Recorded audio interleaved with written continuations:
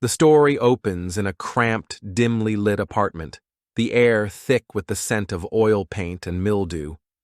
The walls are cluttered with half-finished canvases, some vibrant with unrealized potential, others slashed in frustration. Daniel Carter, a once promising artist in his early 30s, sits hunched over a rickety wooden desk, his fingers stained with charcoal and ink. The flickering light of a dying bulb casts long shadows across his gaunt face as he stares at a stack of unpaid bills and rejection letters from galleries, each one a paper cut to his fading dreams. Outside, the city hums with indifferent life, laughter from a nearby bar, the distant wail of sirens. But Daniel is trapped in his own silent despair.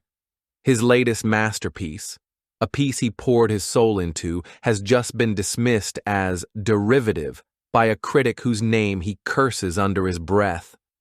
The rent is due, his landlord's patience is thinning, and the gnawing hunger in his stomach is a cruel reminder of how far he's fallen. A cracked mirror on the wall reflects a man who barely resembles the hopeful artist he once was. Dark circles underline his bloodshot eyes, and his unkempt beard speaks of weeks lost to frustration and cheap whiskey. He picks up a paintbrush, hesitates, then hurls it across the room with a choked cry of rage. In this moment, Daniel is more than just a struggling artist. He is a man on the edge, vulnerable, desperate. The kind of man who might listen to whispers in the dark. The kind of man who might say yes to an offer he doesn't fully understand. And somewhere, in the spaces between the flickering light and the creeping shadows, something listens. The air in the bar is thick with smoke and the murmur of half-drunken conversations, a dim sanctuary for the lost and the lonely.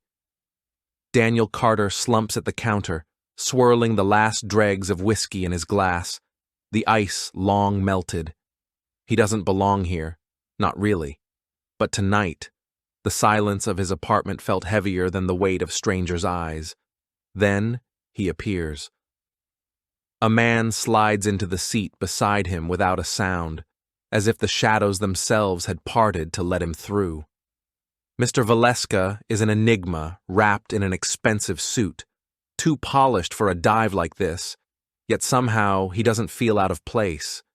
His smile is all charm, but his eyes are like two polished stones at the bottom of a dark river. "Rough night?" Valeska asks, his voice smooth, almost hypnotic. Daniel grunts, not in the mood for conversation, but some unnatural pull, makes him answer. "Life's a rough night." Valeska chuckles, low and knowing. "Ah, an artist suffering. How predictable." Daniel stiffens. "How did you—" "Your hands," Valeska interrupts, nodding at Daniel's paint-stained fingers. "And the way you look at the world, like it owes you something." He signals the bartender and orders 2 drinks without asking what Daniel wants. The glass placed before him is filled with something dark, swirling faintly, as if alive. Daniel doesn't remember tasting it. Only that warmth spreads through him, loosening his tongue. He talks about his failures, his dreams, the gallery that rejected him today. Valeska listens, nodding as if he's heard this story 1,000 times before. Then, leaning in, Valeska murmurs, "What if I told you there's a way to change it all?" Daniel scoffs. "Yeah? You some kind of patron of the arts?" Valeska's grin widens, just a fraction too much. "Something like that." He pulls out a card, thick, old parchment, not paper, and slides it across the bar. There's no name, no number, just a symbol, ink so dark it seems to drink the light around it. "A simple agreement," Valeska purrs. "Your talent recognized. Your name remembered. All I ask is a favor." Daniel's fingers hover over the card. The air grows colder. Somewhere deep, a voice, his own or something else, whispers danger. But then he thinks of the bills piling up, the sneering critics, The years slipping away. He picks up the card, and just like that, the deal begins. The morning after signing the pact, Daniel wakes with a jolt, his fingers twitching, his veins humming with an electric current of inspiration. The stale air of his apartment smells different now, charged with something sharp and metallic, like the aftermath of a lightning strike. He doesn't remember falling asleep at his easel. But there it is, a new painting, still wet, gleaming under the pale dawn light. A masterpiece. It's unlike anything he's ever created. The colors are too vivid, the brush strokes too precise, the composition alive in a way that makes his pulse stutter. A twisted cityscape, its buildings leaning like broken teeth, the sky a swirl of bruised purples and gold. And at the center, a figure, half shadow, watching, always watching. Daniel staggers back, heart pounding. He didn't paint this.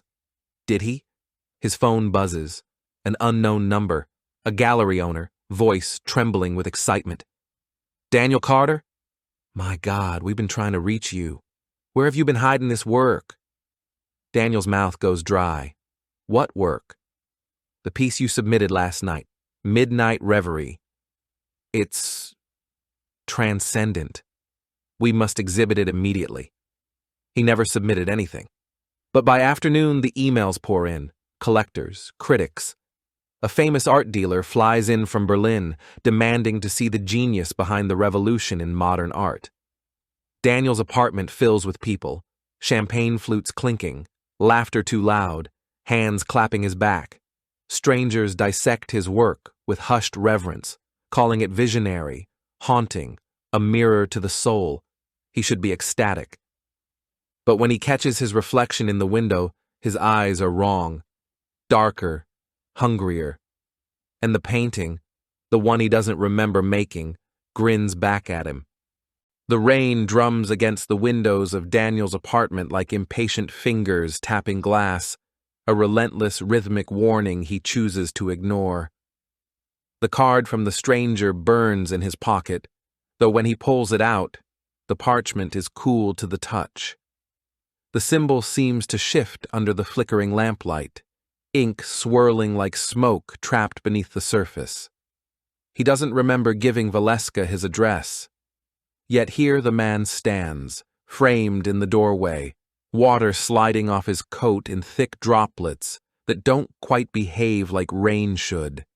They move too slowly, clinging before falling, as if reluctant to touch the ground. You came, Daniel says, and it isn't a question. Valeska steps inside without invitation.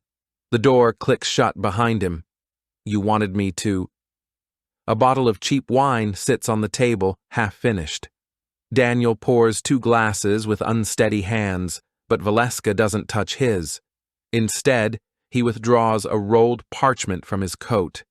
Thick, yellowed at the edges, smelling faintly of something metallic.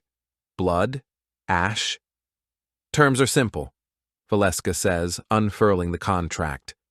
The words are inked in a language Daniel doesn't recognize, yet somehow he understands. His art will be celebrated. His name will never be forgotten. All he must do is create. That's it? Daniel asks, voice hoarse. Valeska's smile doesn't reach his eyes. Every masterpiece requires sacrifice, but you already knew that. A needle appears in his hand, thin, silver, glinting. Your signature. In blood, of course. It's tradition. Daniel hesitates. The air in the room thickens, pressing against his skin. The lamplight dims, then flares, casting monstrous shadows that writhe on the walls. For a moment, he swears the contract breathes. Then he thinks of the galleries, the critics, the way his father's voice still echoes in his head. Waste of talent. He pricks his thumb. The blood wells up, dark and too viscous. As he presses it to the parchment, the ink reacts, twisting like living veins, absorbing the offering. The moment it does, the room exhales. The shadows still. Valeska rolls the contract with a satisfied hum. A pleasure doing business. And then, just like that, he's gone. No goodbye, no sound of the door opening. Only the lingering scent of something burnt, and the creeping certainty that Daniel has made a terrible mistake. On the table, the wine in Valeska's untouched glass has turned to rot. The gallery opening should have been Daniel's triumph, the night he stepped into the spotlight as the art world's newest prodigy. Instead, it becomes the moment he realizes something is terribly wrong. The crowd parts for him now, whispers trailing in his wake. That's him, the one who painted Midnight Reverie. Champagne flutes clink, flashbulbs pop, but Daniel's gaze keeps snagging on the painting itself, his supposed masterpiece, hanging like a predator among lambs. The longer he looks, the more the shadows in the canvas seem to shift, restless. Then, a hand grips his arm. Elena, his ex, his only real friend, the one who stuck by him through years of struggle. Her dark eyes are wide, her fingers trembling. Danny, we need to talk. Now. She drags him into a corner, away from the noise. The moment they're alone, her voice drops to a whisper. That painting, it's not yours. Daniel stiffens. What the hell are you talking about? I know your work, she insists. Every brushstroke, every color you've ever loved, this isn't you. It's something else. She hesitates, then pulls out her phone, showing him a news headline. Local woman found dead in apartment. No signs of trauma. The blood drains from Daniel's face. The victim's name means nothing to him, but the photo beneath it, a snapshot of her living room, makes his stomach lurch.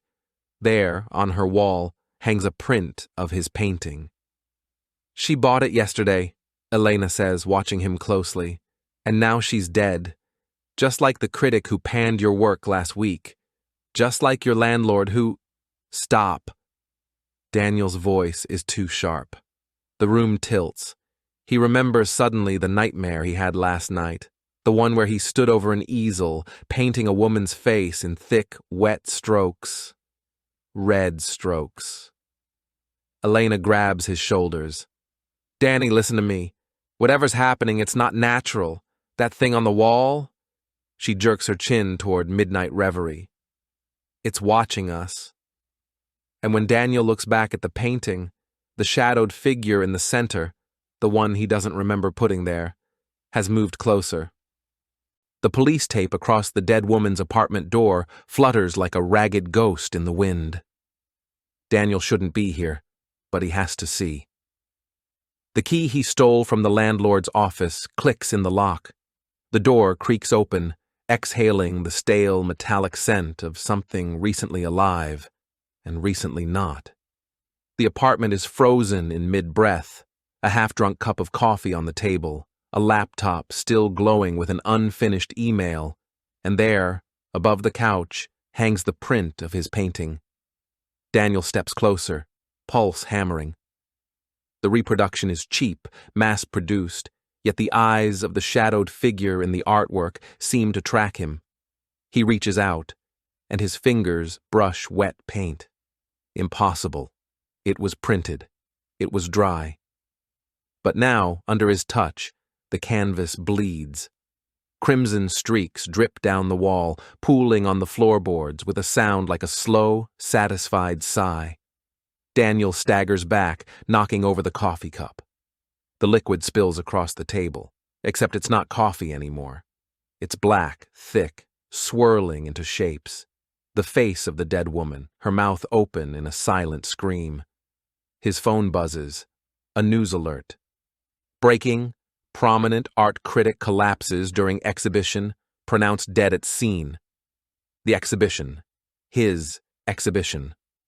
A memory slams into him. Last night, drunk on success, sketching the critic's face on a napkin while muttering, "You never understood my work." The napkin had burned in his hands after. He'd thought it was the alcohol. Now, the truth coils around his throat like a noose. His art kills. every piece he creates, everything that pours out of him in this godlike rush of inspiration, is a death warrant. The paintings are just the delivery method, and worst of all, he can't stop painting. Daniel hasn't slept in days. His hands shake, his nails are cracked and caked with dried paint. Some of it red, though he tells himself it's just the cadmium hue he's been overusing. The air reeks of turpentine and sweat, and the walls are lined with his latest works, each more unsettling than the last. Faces of people he knows, his landlord, the critic, Elena, staring back at him with hollow eyes and slack, lifeless expressions. He didn't mean to paint them, but the visions came in flashes, feverish and insistent, and the brush moved on its own, and now the news confirms what he already fears. This time, it's the barista from the cafe downstairs, the one who always remembered his order. A heart attack, they say. No history of medical issues. Just gone. Daniel stumbles to the sink, retching, but nothing comes up. His reflection in the grimy mirror is a stranger. Sunken cheeks, bloodshot eyes, lips cracked and peeling. He splashes water on his face, but it doesn't wash away the truth. A whisper slithers through his mind. Valeska's voice, though the man hasn't appeared since the pact was signed. You knew the cost, Daniel. All great art requires sacrifice. Daniel slams his fist into the mirror, shattering it. Shards clatter into the sink, and for a fleeting moment, each fragment reflects a different face. His victims, watching, judging. He staggers back to the easel, his breath ragged. A fresh canvas waits, blank and accusing. His fingers twitch, itching to create, to expel the visions clawing at his skull. He grabs a palette knife, teeth gritted, and slashes at the canvas. Once, the abandoned church looms at the end of the street, its spire a jagged black claw against the storm-lit sky. Daniel doesn't remember deciding to come here, only the pull, like a hook in his ribs, dragging him toward this place. The air smells of wet stone and something older, something burnt. The door groans open before he can touch it. Inside, the pews are empty, the altar stripped bare. Only the stained glass remains, casting fractured colors over the floor, except the images are wrong. No saints, no angels, just twisted figures, screaming. And at the center of it all, waiting, is Mr. Valeska. He sits casually on the edge of the pulpit, one leg crossed over the other, as if he's been expecting Daniel for years. His smile is the same as that night in the bar, polite, practiced, and utterly wrong. Daniel, he says, voice smooth as oil. I was beginning to think you'd forgotten about me. Daniel's hands clench. His nails bite into his palms, the pain the only thing grounding him. You lied. Valeska tilts his head, amused. Did I? You're famous. Your work is celebrated. Everything you wanted. People are dying. Ah. Valeska's grin widens. That was always part of the arrangement. You simply didn't ask the right questions. He stands, stepping into a shaft of sickly yellow light. For the first time, Daniel sees his shadow, and it doesn't match his form. Too many limbs, too many teeth. Daniel's voice shakes. I want out. Valeska laughs, a sound like breaking glass. Out? Oh, Daniel, there is no out, only through. He gestures to the walls, where Daniel's paintings now hang, though they were never brought here. The faces in them weep blood. You see, the pact was never just about your talent, Valeska murmurs, circling him. It was about hunger, yours, mine. He stops, leaning in close. His breath smells like scorched sugar. And you, my dear artist, have been feasting. Daniel stumbles back, but the pews press in around him, trapping him. The shadows deepen. The air thrums with a low, chanting whisper. voices he doesn't recognize, chanting in a language that hurts. Valeska reaches out, fingertips brushing Daniel's forehead. "Let me show you what you really signed." And the world splits open.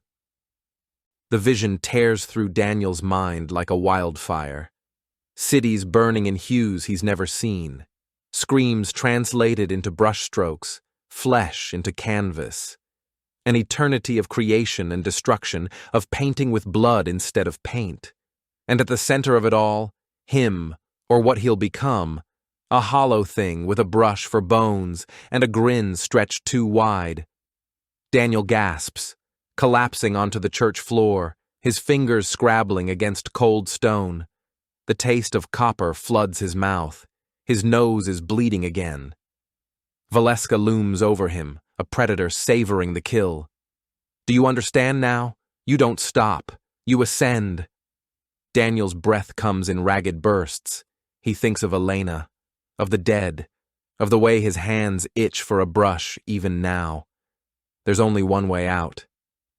He lunges for the altar, not to pray, but to shatter it.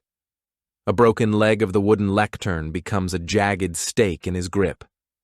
Valeska's smirk falters for the first time. "You can't kill me," the demon scoffs. He turns the wood on himself. The splintered stake plunges through his palm with a wet crunch.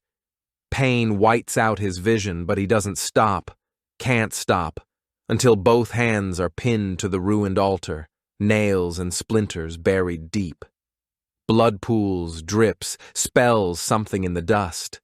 Valeska screams, not in pain, but in rage.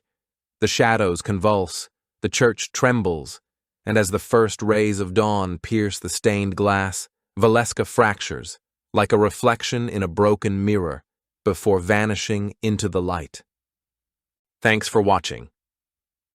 If you enjoyed this video, hit that like button, subscribe, and ring the bell for more. Let me know your thoughts in the comments. I'd love to hear from you. See you in the next one. Bye for now.